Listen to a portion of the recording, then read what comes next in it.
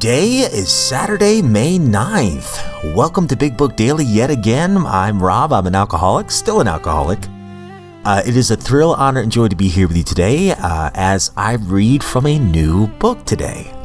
Just because, gosh, it was great and I'm excited. So I have been wanting to get the Al-Anon Courage to Change book for a long time. And I finally got my hands on one today. And I was like, I wonder what May 9th the entry is all about. So that's what I'm here to talk about because, man, it hit me square between the eyes.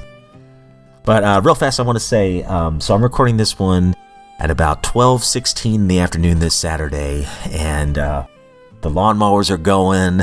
The birds are chirping. Beautiful Saturday morning here in the rolling hills of Tennessee. But I want to apologize if any of the weed eaters sneak into the audio. Speaking of mowing, I guess you know when you're a dad, when you really get excited about mowing, because after this, I am going to mow the grass and listen to some 80s metal. And I can't wait. That's like the thing I look forward to today, aside from spending time with my family.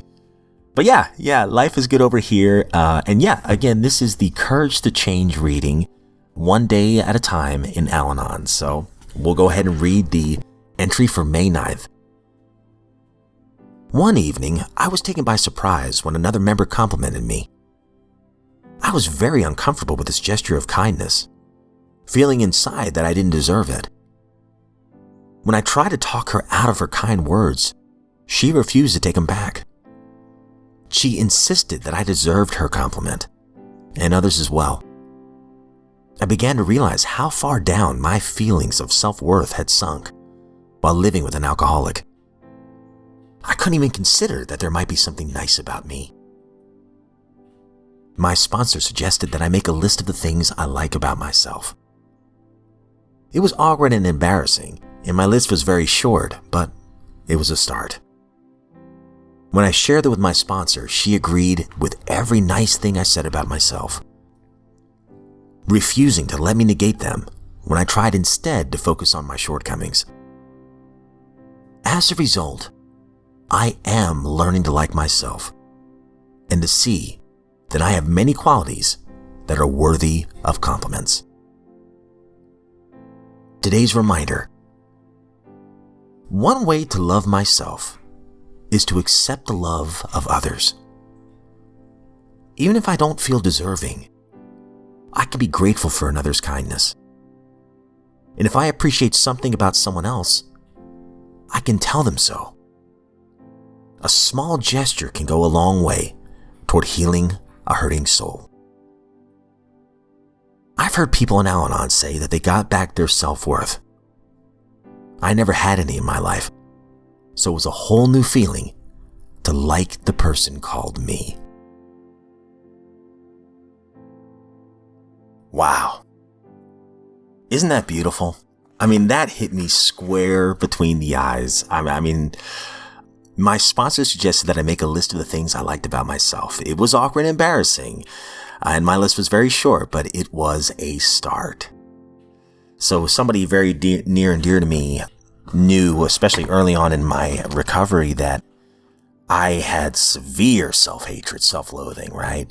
Which again is just a form of pride in reverse. Instead of saying I'm the best, I'm saying I'm the worst, but I'm still so self-consumed, right? So she suggested a few things, and I'll share them with you. I actually wrote them back. I've got this little Bible case, and I got this little notebook in my Bible case, and it says right here in the back, in times of insecurity or low self-esteem, number 1, write positive affirmations. So I'll say one positive thing about myself right now. I like to think that I am a good dad. I love to play with my kids. And I really owe everything to sobriety, that I've tried to be more present with them. Number 2, repeat to myself these positive traits. Okay? Well, this is where affirmations really help. So I wrote down some, and I've gotten away from this. So this hit me again between the eyes. So here are the affirmations I used to pray every single day. Number 1, I am a beloved son of the Most High. 2, I am forgiven and I am cleansed. 3, I'm being made whole each day. And as a Christian, I say this one. 4, I am in Christ, a branch, and He is the vine. Then 5, I'm a good husband to my bride. And finally, number 6, I am a good steward to your children. Those are the affirmations, right? And then number 3, help others in some way who don't even know me. Not doing it for my own glory, but doing it because it's the right thing to do. I used to people watch a lot when I first came into the rooms, and I'll never forget watching a dear friend of mine. I was just about to get out of the car, and a dear friend of mine was heading into the church for a meeting. And I see him stop. He picks up some trash and throws it in the waste bucket right before he enters the door. He didn't make the mess. He had no idea I was watching. But that always stood out to me. Doing the right thing even when nobody's watching. I think that's a form of integrity. And then finally, number 4, this is what the lady told me. 4, never believe the negative things people say about me. Read instead of what my higher power says about me. And again, that's where those affirmations really hit hard. Because a lot of times the negative things that are said about me say more about the other person in their heart than it does about me. And I love what somebody else said. What other people think of me is none of my business. That's pretty good, right? And then going back to the reading one more time, it says, one way to learn to love myself is to accept the love of others. Now, I was a great deflector. If somebody said something kind to me, boom, I don't know about that. I would say something like that. I don't know about you, but you're really good at this. I was not good at receiving compliments because I felt like deep down, you only know me from the surface. In other words, like, you wouldn't say these things if you knew some of the real things I've done. But you know what the crazy thing is? Thanks to the steps, and thanks to step 5 and admitting these to another person, I realized all the things that I feared. Like, if I tell them this, they're going to think I'm crazy, or they're going to think I'm a horrible person. You know what I've learned? Yeah, I'm not perfect, but I am perfectly human. So I realized, you know what? I'm no better or worse than anybody else. I'm just a human being trying to work these steps, right? And if we screw up, well, we got tools to figure that out too, to make it right. It's beautiful. So when somebody says something kind to me now, I try to just say, thank you so much. Wow, that really made my day. Thank you. I didn't see that in me, so thank you for reminding me of that. And then I try to pay them back with a compliment. And I heard this too. Life is so short. If I number my days, make the days count, right? I try my best, and this is part of service work too for me, to say something positive about somebody else. Now, I'll be honest with you, sometimes it backfires. About a week ago, I was a little bit in my head, and I was, like, okay, I'm going to go ahead and say something positive about somebody else. And text them. And it's somebody I don't normally talk to, but, somebody I really respect. And I texted them. And I never heard anything back, and I didn't do it for that reason. But then I saw them the next day at work, and I kind of repeated what I had texted them. And she looked at me and went, yeah, that was random. Almost like, you weirdo. But hey, if being kind is being weird, well, hey, that's okay. Call me a weirdo all you want. And maybe they needed to hear that. And maybe they don't receive compliments very much, and therefore it is a little foreign and weird to them. And I don't regret saying the kind things I did. But anyway, finally, and if I appreciate something about someone else, I can tell them so. A small gesture can go a long way toward healing a hurting soul. I don't know if I've ever shared this on the show, but I am a teacher, and at this old school where I used to work, I had this one student, I won't say her name, but she was very quiet, very shy. And I remember she was so smart. And we were doing a poetry notebook. I remember reading her poetry for the first time and just being blown away by how beautiful her writing was. So this was over the weekend when I was grading them. And then on Monday, I made a point to say, I'm going to talk to this student. So I pulled her out in the hallway and I just told her, I said, you have a gift. Your writing is beautiful. Do you realize that? And she just kind of nodded and everything. And I went about my day and never really thought about it again. Well, fast forward about 1.5 years later, she's about to graduate from the middle school. She comes back to my room on our last day and she knocks on my door. I open the door and she's crying and she has a letter in her hands. And she says, just read the letter. So I read the letter and she brought up that conversation that I about forgot about. And without getting too far into the weeds, she said, you have no idea what I was going through at home. And your kind words, whether you realize it or not,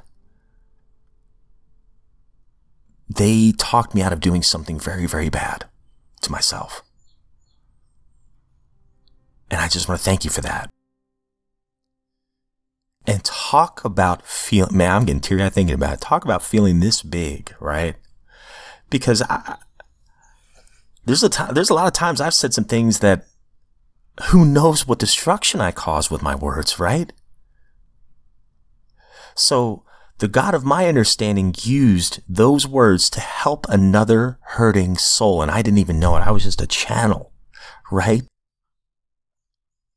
You never know the ripple effect of one kind word. And I'm proud to say that this person, this student, the last I've heard, she's graduated. She's a nurse now. She's helping others. She's recently married.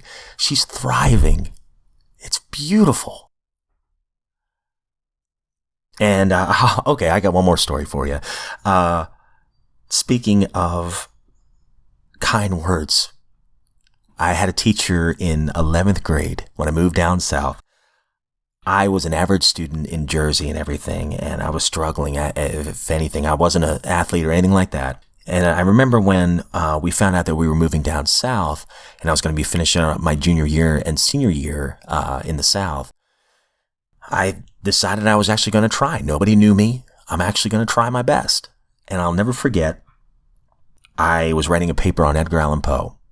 It was an American author. I can't remember who it was. And all of a sudden, I turned in my essay, and I get it a day later, and there's no grade on it. It just says, see me after class. And usually when you hear that note or read that note, it doesn't lead to something good, right? So, sure enough, I go to see Mr. Turpin. I will say his name. And he goes, Rob, did you write this? I said, yes, sir. I promise I did. And then he asked me, he says, where are you going to college? And my answer was like, me? I'm not going.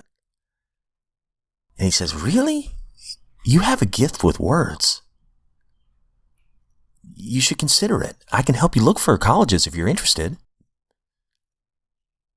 And I have to tell you, that was the first time that I remember, at least, any teacher believed in me. And then I decided, you know what? Maybe I'm not as dumb as I thought I was. Because perception is reality, right? So I started trying even harder in his class and then all my classes. And for the first time in 11th grade, no less, I got A's and B's. And then I got straight A's. Now, because I ruined my high school GPA with my first 2 years, I didn't get any scholarships, but I was able to go to college. And while I was there, I decided I wanted to do the same thing for others that he did for me, all because of his kind words that one time. So once again, I say, you never know. You never know how far a kind word or a kind action can go. And I wrote this down in my notebook a long time ago. And I'll share this, and then I promise, this time I really promise I will shut up. But it's a letter I wrote, or a quick saying I wrote for myself. Rob, give yourself the same compassion and forgiveness that you would offer anyone else in your shoes. Let God's mercy wash over you again. You don't need to keep revisiting a grave that your higher power already walked out of. You're free. Now live like it. Start offering yourself the same grace you offer others. So just to echo what the reading's saying, I hope you know that you are worthy of recovery and that you have great worth and value and you have a superpower, probably many of them.